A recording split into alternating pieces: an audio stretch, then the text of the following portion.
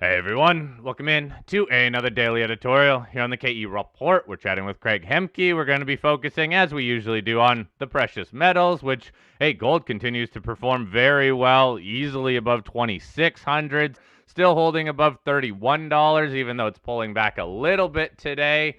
And yeah, we might talk about the stocks, which are still doing okay, but just not really offering that excitement that I think investors, if they are going to dive down into the equities, want to see.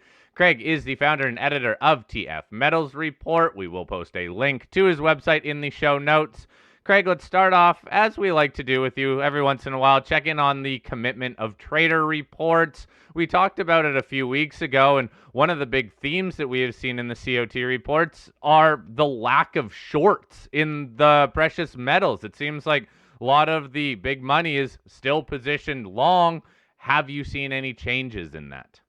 Well, hi guys. Yeah, only more so, with this latest run higher in the gold price. And actually, if you just go back to the most recent reporting week, and what I mean by that is the commitment of traders surveys are every Tuesday at the COMEX close, and they span the previous, well, most of the time 5 days, unless there's a holiday going back to the previous Tuesday.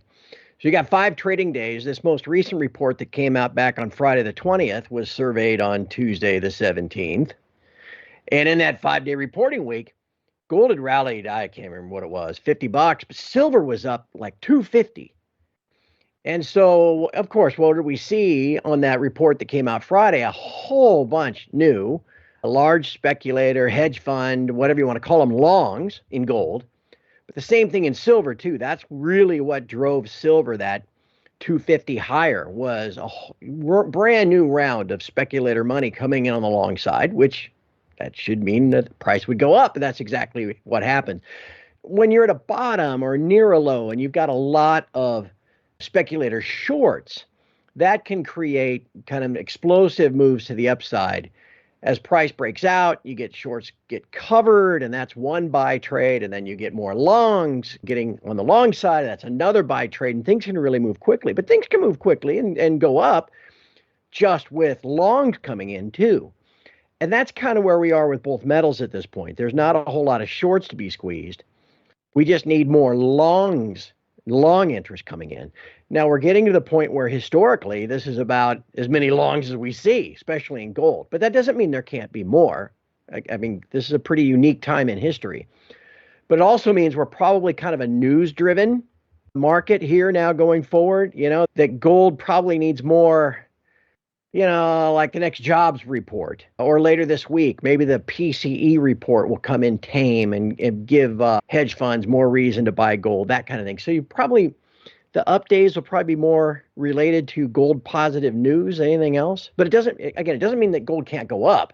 It certainly can. The other thing that people need to be aware of, when you've got all of these hedge funds and home office accounts and things like that are long gold and silver futures, and at a profit, that those markets become susceptible to global margin call liquidity events like we had back in early August. And so what could make gold go down? Look, if we get into October and we get another market crash, or the S&P falls 20%, that kind of thing, that could lead to some liquidations of all these longs.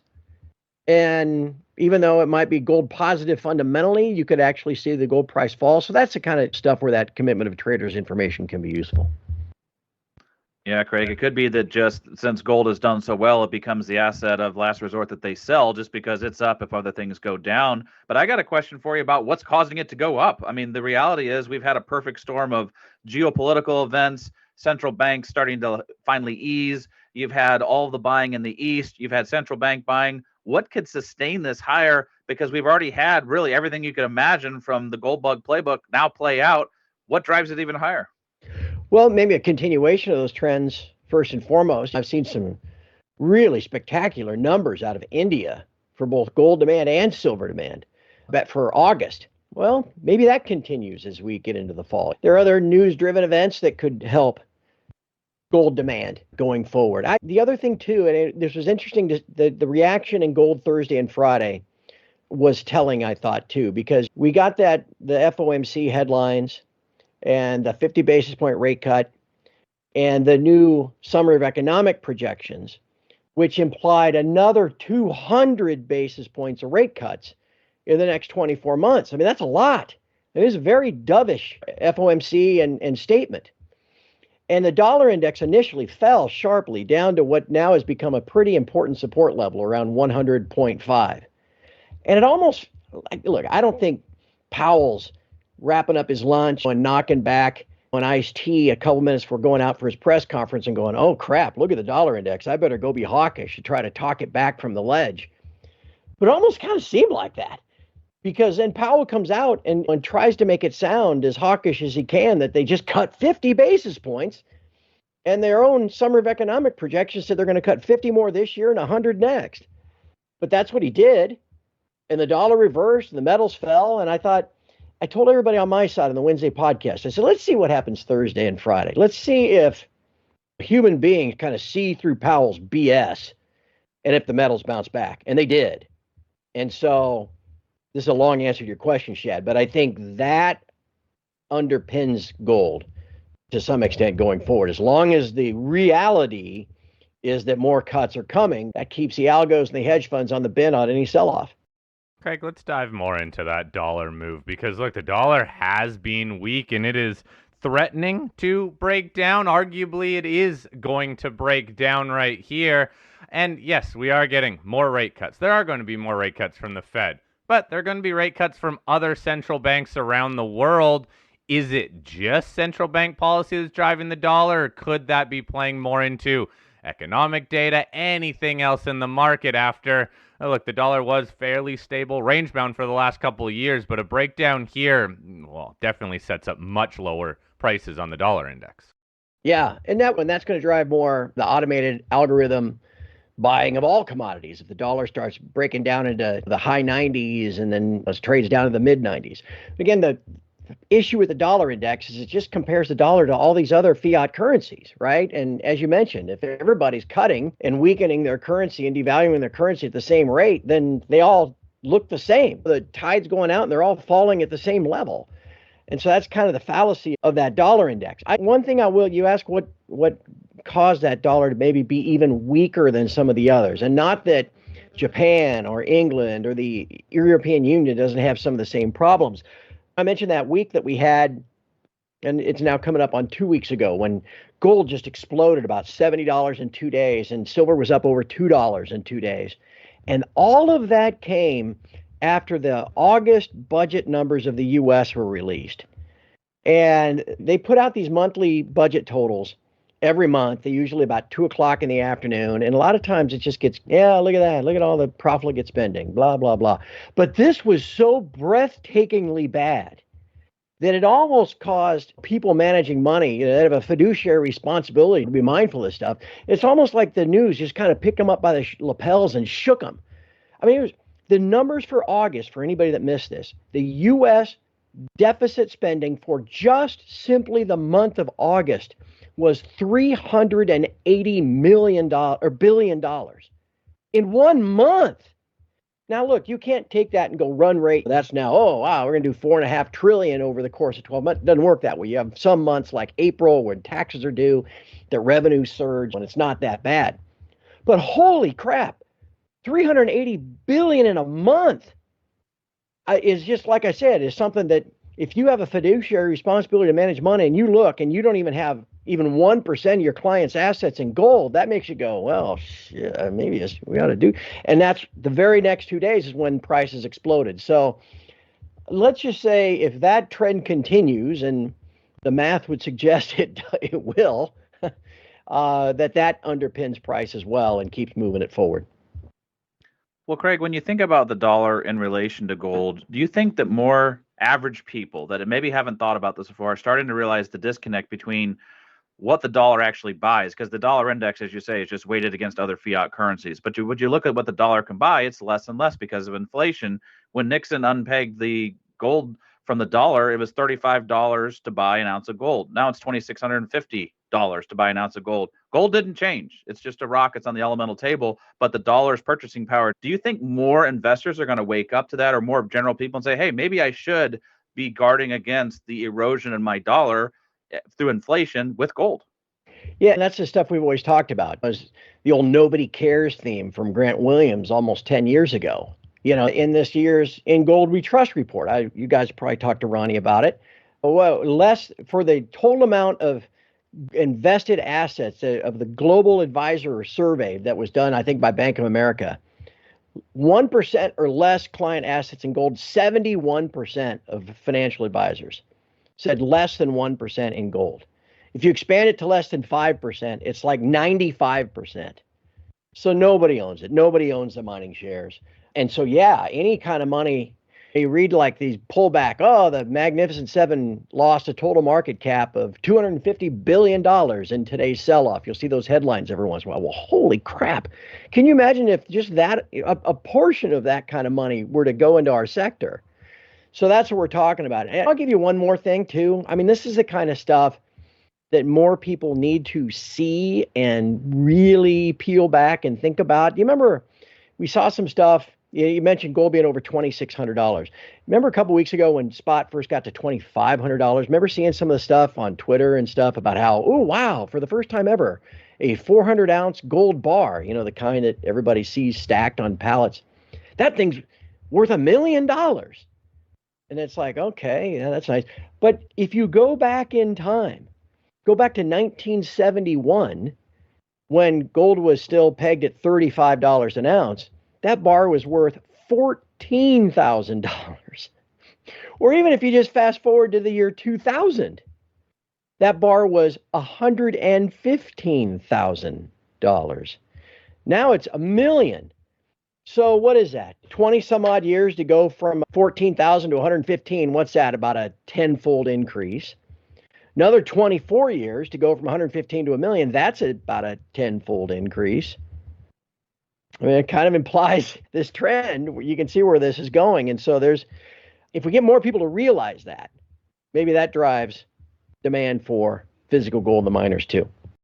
So, Craig, if we are seeing this demand for gold, then, at least on the investment front, because of how large institutions are positioned, and just look at the price, it continues to move higher. We've even seen some inflows into the gold ETFs.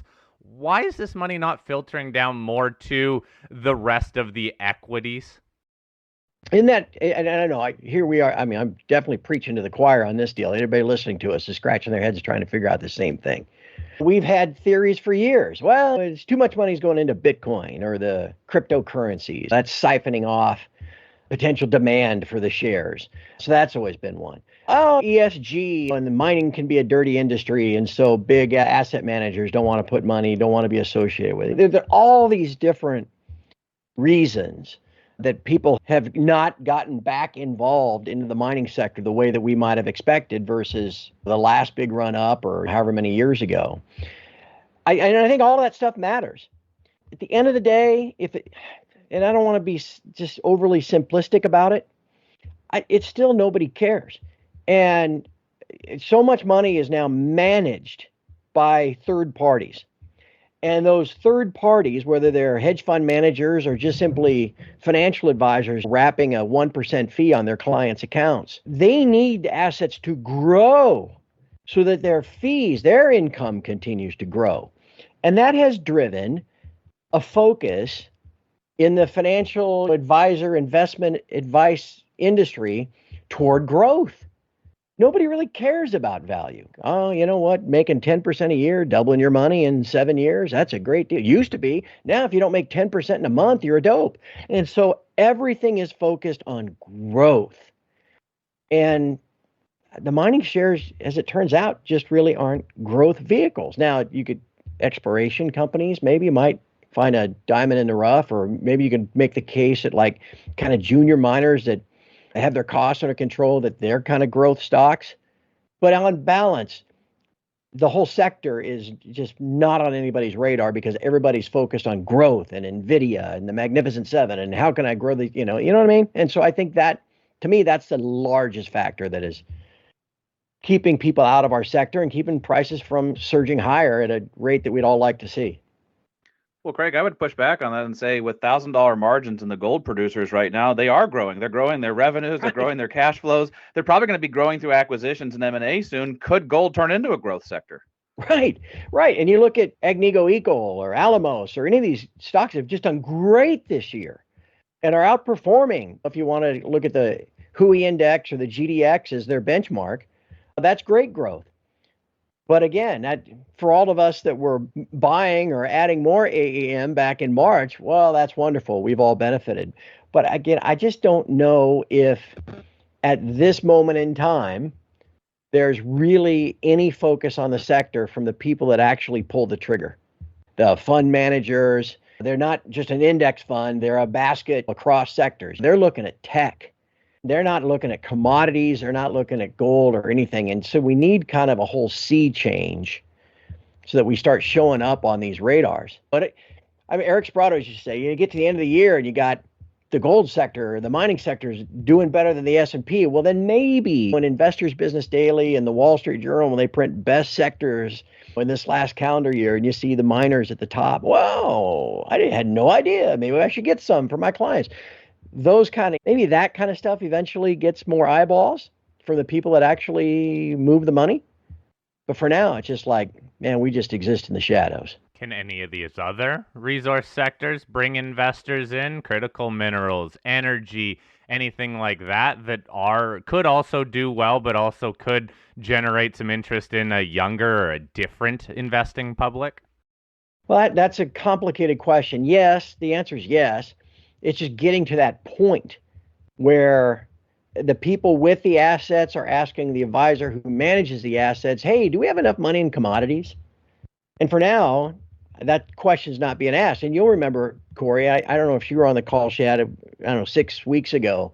There are articles from Reuters and Bloomberg about how the combined hedge fund short position across a basket of 20 commodities was the largest it had been in 20 years. And so, that just tells you what hedge funds think of commodities. They generally think they're crappy investments that are going to be going down. You get the oil sector to be moving higher when we're talking about $100 oil again. You get copper back up to $5, and there'd be so many different factors that are long term that are going to shift that perception, Corey. And that's what I mean. The answer is yes, but gosh, to get from here to there takes a lot of work.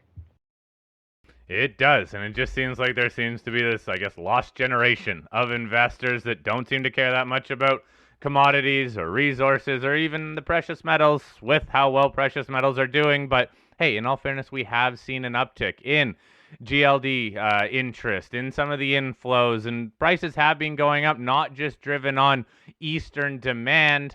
But yeah, these stocks continue to more or less lag, but some are still doing pretty well. But hey, we just need to accept we're still largely trading amongst ourselves. So until that changes, focus, I guess, on the better stocks. And also, hey, just play the metals prices. Those continue to move higher.